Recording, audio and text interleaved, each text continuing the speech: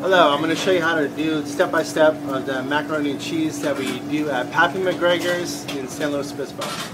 I'm going to show you the mise en place that we have here that we use in the macaroni and cheese, starting with 2 tablespoons of butter, 2 ounces or 1 ounce of chopped garlic, 2 ounces of Parmesan cheese shredded, 8 ounces of Monterey Jack and cheddar cheese blend, 8 ounces volume of manufacturing cream, 3 cups volume of spiral rotini pasta, 2 ounces breadcrumb dried, 1 slice of provolone cheese. In a standard 10-inch saute pan on high heat,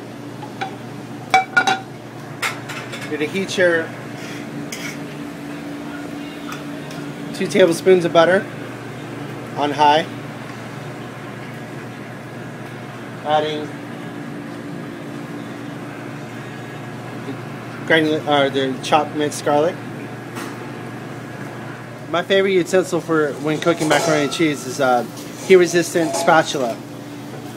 So right here we're working the garlic in with the butter. You want to cook that just until the garlic starts to brown.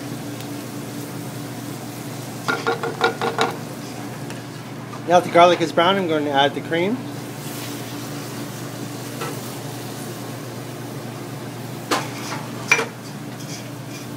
Get that around the whole bottom of the saute pan. Work that in there.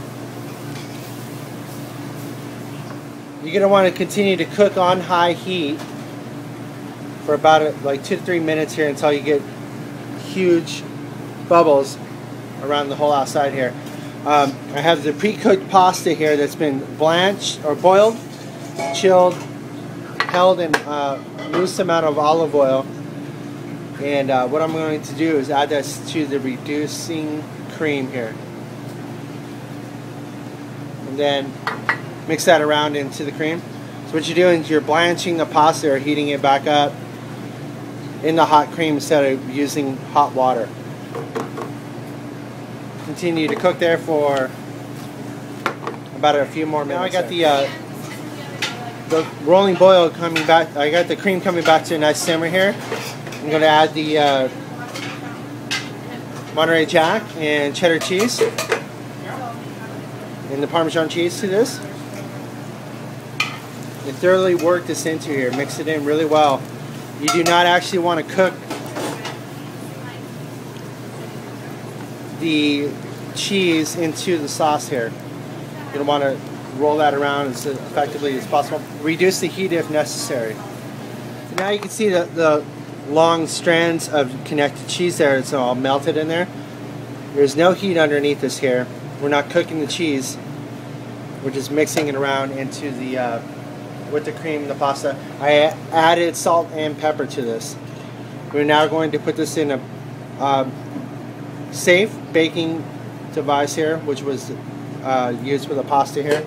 So now we'll transfer this into our baking pan here. So we'll now add our slice of provolone to the top of this here. It's measured 2 ounces of panko, but just add a little bit to the top here just to bake off. Looks like it's going to take the whole thing here. In a preheated oven, we use it at about like 400 degrees convection. We add this into our oven here and bake for about 5 or less minutes, just till it gets crispy on top. Bam! Even with the sexy widescreen format, it's gangsta. So it's baked in there for about 3 to 4 minutes, 450. Breadcrumbs all nice and crunchy. Provolone's nice and melted underneath.